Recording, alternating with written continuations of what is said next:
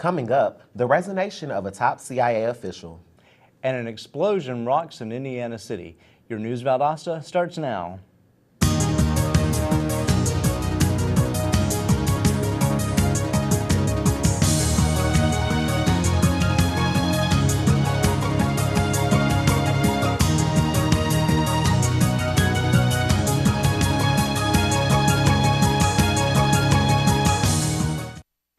Welcome to News Valdosta. I'm Samuel Logan. And I'm Daniel Young.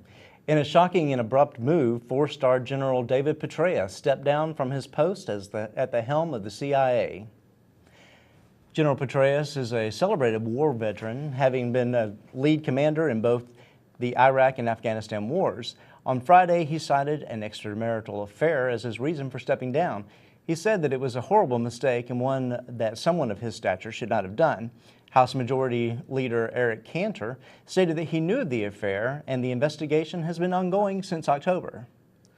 Efforts to avoid the fiscal cliff at the end of the year are off to a rocky start as President Obama is calling for higher taxes on the wealthy, a move that Speaker of the House John Boehner opposes. The failure to compromise as talks begin are threatening the cooperation that both parties agreed to shortly after the election. If a consensus isn't reached by the end of the year, the Bush tax cuts will expire and budget cuts will automatically kick in. He's already won re-election, but 4 days after the vote, President Obama can now claim victory in the state of Florida. CNN and other media outlets have declared Obama the winner in the state, giving him a total of 332 electoral votes. Mitt Romney finished with 206 electoral votes. The announcement in Florida comes after officials spent the past few days counting ballots in 3 counties. The tabulation would not have affected the final outcome of the national race, but there were concerns that the state would experience some problems similar to those that they had during the 2000 presidential election. Indianapolis residents were rocked from their beds in an explosion that sent 7 people to the hospital and 2 to the morgue. Late Saturday night, an explosion in a residential area of Indianapolis tore through many homes, destroying several. Over 80 homes were affected and 31 of those have major damage. Investigators are still working to ascertain the cause of the explosion. A 64-year-old man walked into a southeastern Michigan police station and opened fire. According to police, the man entered the building Sunday afternoon with a handgun. After refusing onlooking officers' request to put down the gun, the man started firing at the desk officer who was behind bulletproof glass.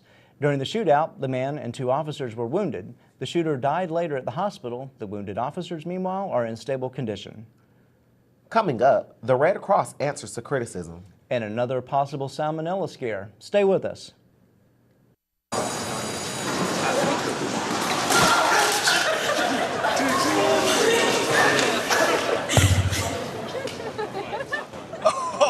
That's slow. That's slow and blue. Look, he's blushing. Seriously? Okay.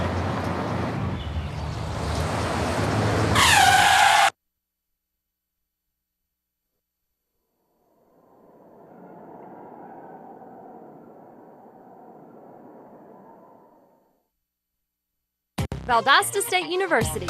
Encouraging. In-depth inquiry. Hands-on experience. Service and involvement. And a global view.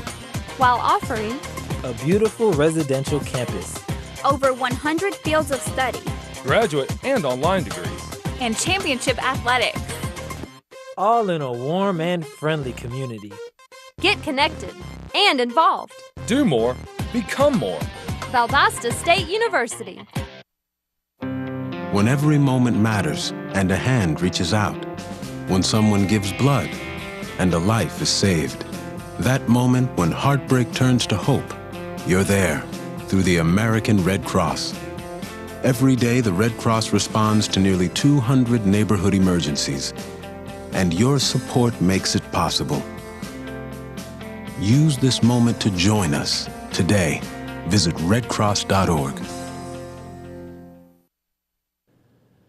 Welcome back to News Valdosta. The Red Cross is answering critics in the wake of Hurricane Sandy.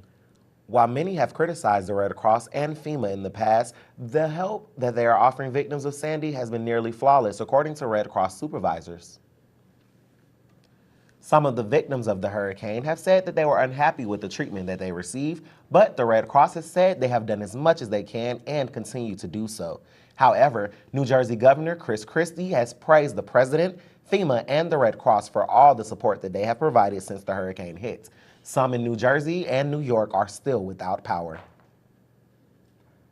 A Fort Lauderdale bus attendant is charged with choking an autistic boy. 48-year-old Daryl Blue has been arrested and charged with child abuse. Surveillance videos show Blue pulling a restraining harness tied against the boy's upper body and neck. The child apparently urinated on himself. Blue has been reassigned to a position away from children pending the outcome of an administrative investigation. The body of a 56-year-old Moultrie woman, Dominica Trejo, was found Saturday morning. Police believe Trejo was robbed and her car was stolen but was later recovered. No other details have been released. The investigation is still ongoing. A Stone Mountain man has allegedly shot his 5-month-old son and is currently on the run. 19-year-old Keeman Jackson was last seen driving a 1991 Geo Prism. The 5-month-old is recovering at Eggleston, a children's hospital in Atlanta. Police say Jackson will be charged with reckless conduct, tampering with evidence, and possession of a firearm by a felon once he is caught. Attention chocolate milk lovers. Nestle, the makers of the chocolate milk Nesquik, has decided to voluntarily recall its powdered chocolate milk because of a possible salmonella contamination. There have not been any reported cases of salmonella, but Nestle is taking the precautionary measures to keep consumers safe. You can find out more information on what to do with the recalled product on their website. Taking a look at your local weather, it'll be mostly cloudy today with a high near 85. Tonight, expect more clouds with a 20% chance of rain and a low near 55. Tomorrow, we'll reach the high in the 70s. The overnight low will again be in the mid-50s with a 20% chance of rain. Coming up, events start today to salute International Education Week. And road construction crews are getting ready to build the West Hill Overpass. Stay with us. Valdosta State University. Encouraging. In-depth inquiry, Hands-on experience. service and involvement. And a global view. While offering A beautiful residential campus. Over 100 fields of study. Graduate and online degrees. And championship athletics. All in a warm and friendly community. get connected and involved. Do more, become more. Valdosta State University. When every moment matters and a hand reaches out. When someone gives blood and a life is saved. That moment when heartbreak turns to hope. You're there through the American Red Cross.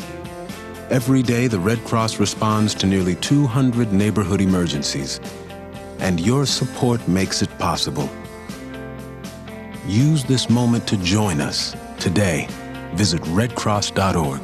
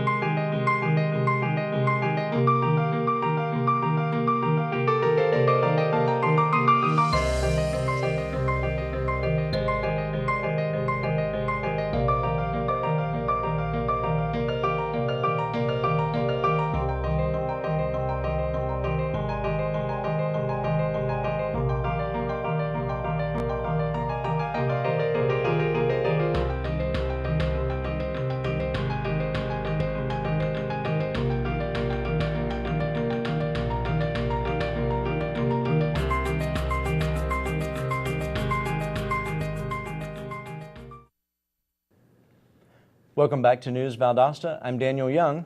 And I'm Samuel Logan. Today kicks off International Education Week. This week-long event celebrates programs that bring international students to the U.S. as well as those that send American students abroad. Governor Nathan Deal has proclaimed this International Education Week. And VSU's Center for International Programs and Department of Modern and Classical Languages are sponsoring this week's events on campus. Today's events include information sessions on study abroad opportunities in Paris and the Czech Republic. Tomorrow's events include more information sessions as well as an international dinner hosted by Baptist Collegiate Ministries that is open to all students. Construction on an overpass along West Hill Avenue will begin in less than 3 weeks. The overpass will go over the Norfolk Southern line that has been backing up traffic. It will begin near West Street on US Highway 84 and will extend 0.62 miles towards Briggs Street. The project will take between a year and a half or two to complete. VSU students gathered to hear civil rights activist Joan Browning speak on social injustice she faced for attending a black church and leaving her own. During her lecture entitled "That's Not My Movement, Is It?", she shared childhood memories and her life protesting segregation in the 1960s as one of the 9 Albany Freedom Riders. Students listened as Browning discussed how all oppression is tied together in social justice movements. She motivated others to discover what their movement is to make a difference.